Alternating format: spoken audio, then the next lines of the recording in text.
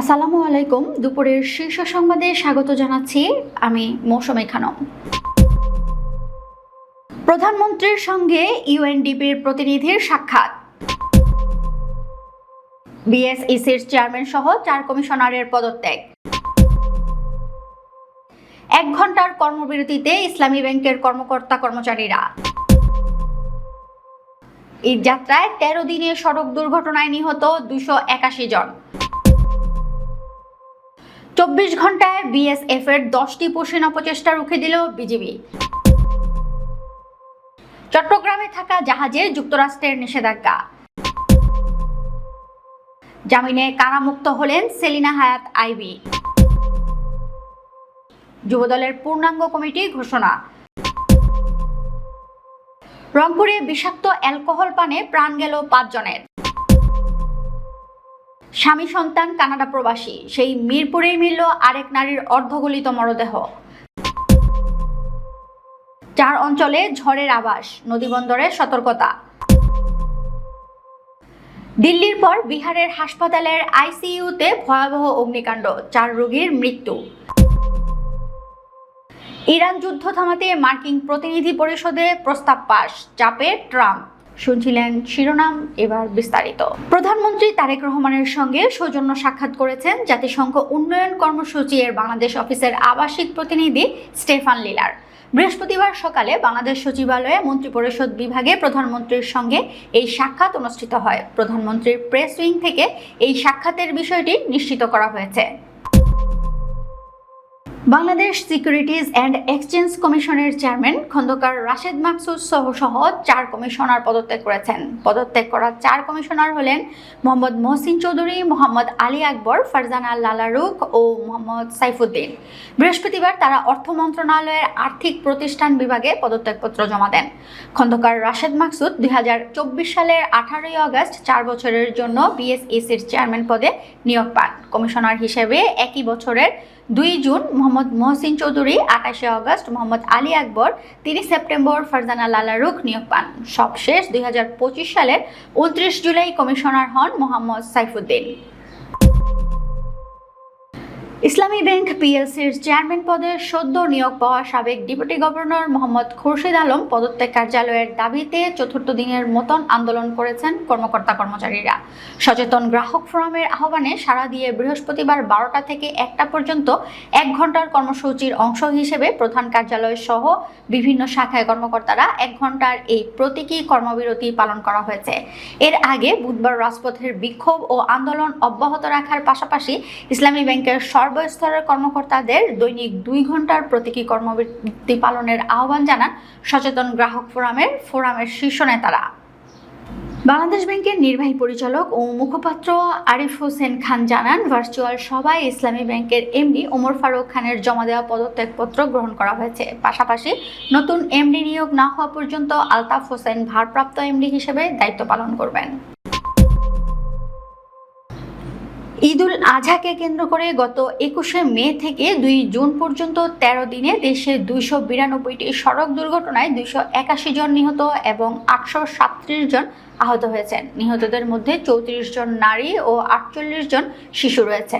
বৃহস্পতিবার এক বিজ্ঞপ্তিতে এই তথ্য জানিয়েছে রোড সেফটি ফাউন্ডেশন। প্রতিবেদন অনুযায়ী এ সময়ে 141টি মোটরসাইকেল দুর্ঘটনায় 124 জন নিহত হয়েছেন, যা মোট প্রাণহানির 44.12%। এছাড়া দুর্ঘটনায় 37 জন পথচারী এবং 33 জন যানবাহনের চালক ও সহকারী প্রাণ হারিয়েছেন। সড়ক দুর্ঘটনার পাশাপাশি 13টি নৌপথ দুর্ঘটনায় 8 জন নিহত ও 15 জন আহত হয়েছেন। অন্যদিকে 22টি রেলপথ দুর্ঘটনায় 17 জন নিহত এবং 9 জন আহত হয়েছেন। নিহতদের মধ্যে মোটরসাইকেল চালক ও আরোহী 124 জন, বাস যাত্রী 21 জন, ট্রাক ও পণ্যবাহী যানবাহনের আরোহী 32 জন, প্রাইভেট কার ও অ্যাম্বুলেন্সের 11 জন, 3 হুইলার যাত্রী 48 জন এবং স্থানীয় যানবাহনের 8 জন রয়েছেন।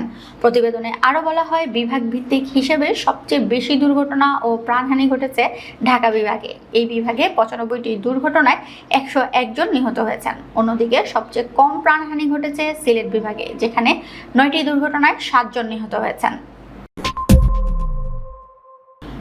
গত 24 ঘন্টায় দেশের বিভিন্ন সীমান্তে বিএসএফ এর 10টি পৃথক পুশিং চেষ্টাকে প্রতিহত করেছে বর্ডার গার্ড বাংলাদেশ।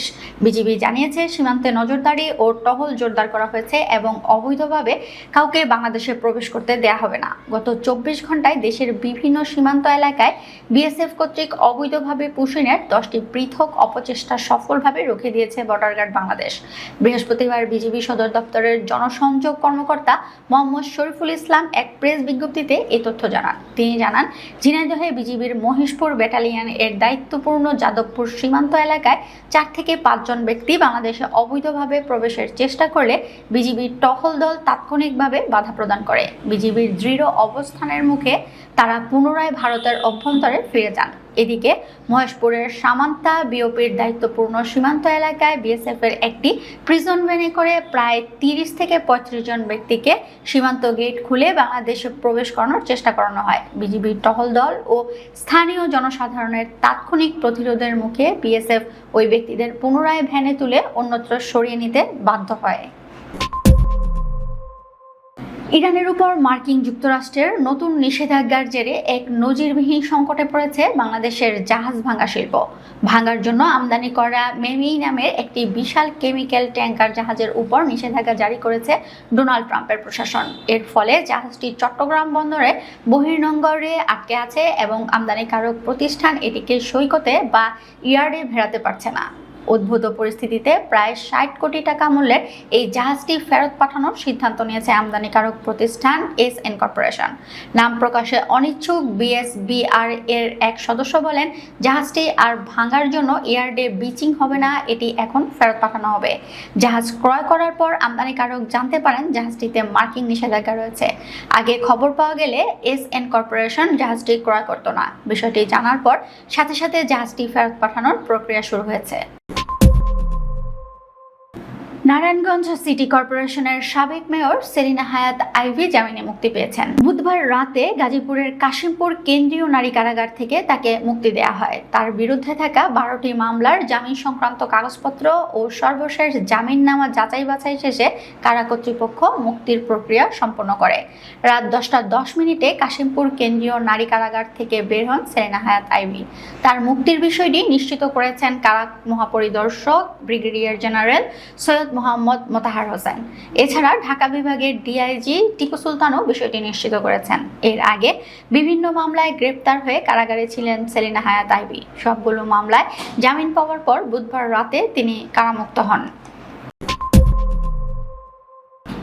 আব্দুল মোনায়েম মুন্নাকে সভাপতি এবং মোহাম্মদ নুরুল ইসলাম নয়নকে সাধারণ সম্পাদক করে 151 সদস্য বিশিষ্ট জাতীয়তাবাদী যুবদল কেন্দ্রীয় কমিটি অনুমোদন করা হয়েছে। বৃহস্পতিবার বিএনপির সিনিয়র যুগ্ম মহাসচিব রুহুল কবির রিজভী স্বাক্ষরিত এক বিজ্ঞপ্তির মাধ্যমে এই তথ্য জানানো হয়েছে। বাংলাদেশ জাতীয়তাবাদী যুবদল 151 সদস্য বিশিষ্ট পূর্ণাঙ্গ কেন্দ্রীয় নির্বাহী কমিটিতে রয়েছে এক সভাপতি আব্দুল মোনায়েম মুন্না, 2 সিনিয়র সহসভাপতি রেজাউল কবির পল, সহসভাপতি জিয়াউর রহমান জিয়া, সহসভাপতি কামাল আনোয়ার আহমদ, সহসভাপতি মাহফুজুর রহমান মাহফুজ, সহসভাপতি জাহাঙ্গীর আলম দুলাল, সহসভাপতি শাহ আলম চৌধুরী, সহসভাপতি সাইদুর রহমান, সহসভাপতি সাব্বির আহমেদ দীপু, সহসভাপতি আব্দুল জব্বার খান।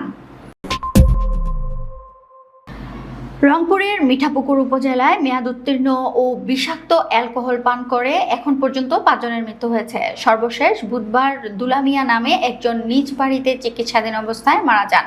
দুলামিয়া উপজেলার বালারহাট কুমোরপুর কান্তিবাড়ি গ্রামের বাসিন্দা ছিলেন। তার মৃত্যুর বিষয়টি নিশ্চিত করেছেন স্থানীয় ইউপি সদস্য মাহিদুল ইসলাম। স্থানীয় সূত্র ও পুলিশ জানায়, গত রোববার রাতে বালারহাট বাজার এলাকায় কয়েকজন ব্যক্তি মেয়াদ উত্তীর্ণ ও বিষাক্ত অ্যালকোহল পান করেন। পরে তারা অসুস্থ হয়ে নিজ নিজ বাড়ি ও হাসপাতালে চিকিৎসা নিতে শুরু করেন।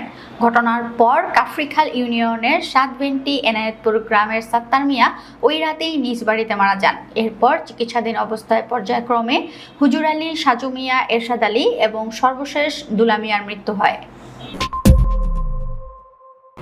বৃদ্ধা নূরজাহান বেগমের অর্ধগলিত মরদেহ উদ্ধারের আলোচনার মধ্যেই মিরপুরের একই এলাকায় এবার আরেক নারীর মরদেহ উদ্ধার করেছে পুলিশ। গতকাল বুধবার রাতে একটি ফ্ল্যাট থেকে সেলিনা আফরোজ নামে এক নারীর অর্ধগলিত মরদেহ উদ্ধার করা হয়। পুলিশ জানায়, মিরপুর 6 এলাকায় ওই ফ্ল্যাটে তিনি দীর্ঘদিন ধরে একাই বসবাস করতেন। খবর পেয়ে পুলিশ ঘটনাস্থলে গিয়ে মরদেহ উদ্ধার করে এবং ময়নাতদন্তের জন্য পাঠায়। পল্লবী থানার পরিদর্শক মোহাম্মদ হানিফ জানায়, মরদেহ উদ্ধারের পর থানায় অপমৃত্যুর মামলা প্রক্রিয়াধীন রয়েছে। তদন্ত শেষে মৃত্যুর প্রকৃত কারণ জানা যাবে। স্থানীয় সূত্র জানায়, সেলিনা আফরোজের স্বামী ও 2 সন্তান বর্তমানে কানাডায় বসবাস করছেন। প্রায় 12 বছর আগে তিনি দেশে ফিরে এসে ওই ফ্ল্যাটে একা বসবাস শুরু করেন। দেশের 4 অঞ্চলে বজ্রবৃষ্টি সহ ঝড়ের আভাস দিয়েছে বাংলাদেশ আবহাওয়া অধিদপ্তর। এসব অঞ্চলের নদীবন্দরগুলোকে 1 নম্বর সতর্ক সংকেত দেখাতে বলেছে সংস্থাটি। বাংলাদেশ আবহাওয়া অধিদপ্তরের আবহাওয়াবিদ AKM নাজমুল হকের দেওয়া নদীবন্দর সমূহের পূর্বাভাসে এই তথ্য জানানো হয়। আবহাওয়া অফিস জানায়, আজ দুপুর 1টার মধ্যে বগুড়া, টাঙ্গাইল, ময়মনসিংহ এবং সিলেট অঞ্চল সমূহের উপর দিয়ে পশ্চিম উত্তর পশ্চিম দিক থেকে ঘন্টায় 45 থেকে 60 কিলোমিটার বেগে অস্থায়ীভাবে দমকা ঝোড়ো হাওয়া সহ বৃষ্টি অথবা বজ্রসহ বৃষ্টি হতে পারে। এসব এলাকার নদীবন্দর সমূহকে 1 নম্বর সতর্ক সংকেত দেখাতে বলা হয়েছে।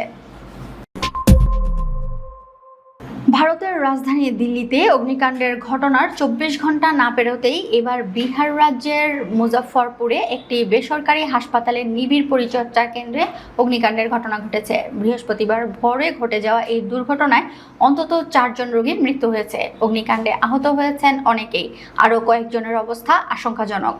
ভারতীয় গণমাধ্যম NDTV জানিয়েছে, বৃহস্পতিবার ভোর 4টার দিকে ফায়ার সার্ভিসের সদস্যরা একটি জরুরি ফোন পেয়ে দ্রুত ঘটনাস্থলে পৌঁছায়।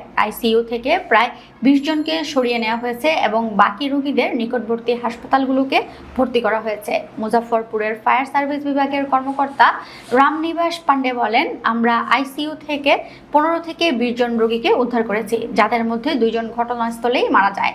বাকি রোগীদের নিকটবর্তী হাসপাতালে স্থানান্তর করা হয়েছে। কংগ্রেসের অনুমোদন ছাড়া প্রেসিডেন্ট ডোনাল্ড ট্রাম্পের ইরানে হামলা চালানোর ক্ষমতা সীমিত করতে একটি প্রস্তাব পাশ করেছে যুক্তরাষ্ট্রের প্রতিনিধি পরিষদ।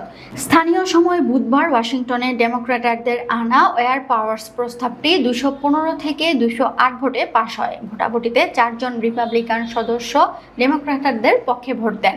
উভয় পক্ষে রিপাবলিকানদের দলের সংখ্যাগরিষ্ঠতা থাকা সত্ত্বেও কংগ্রেসে এটি পাশ হওয়াকে প্রেসিডেন্ট ট্রাম্পের জন্য বড় ধাক্কা হিসেবে দেখা হচ্ছে।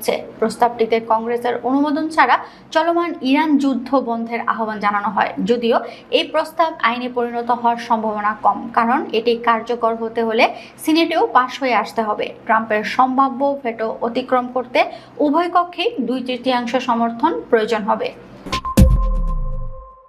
আমাদের পরবর্তী রাতের শীর্ষ সংবাদ দেখার আমন্ত্রণ জানিয়ে এখনকার মতো বিদায় নিচ্ছি। দর্শক, ভিডিওটি শেষ পর্যন্ত দেখার জন্য আপনাকে অসংখ্য ধন্যবাদ। নিত্য নতুন সংবাদ পেতে আমাদের ইউটিউব চ্যানেলটি সাবস্ক্রাইব করুন ও নিয়মিত নোটিফিকেশন পেতে বেল বাটনটি ক্লিক করুন এবং আমাদের ফেসবুক পেজটিতে লাইক করুন। আল্লাহ হাফেজ।